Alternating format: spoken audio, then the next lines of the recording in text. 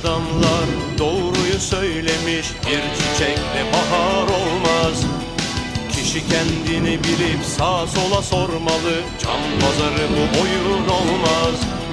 Zürefanın düşkünü, beyaz giyer kış günü. Sonunda şifayı kapıp da şaşırınca bana gel beni dinle iyi yaz. Defteri kalemi al bir yaz.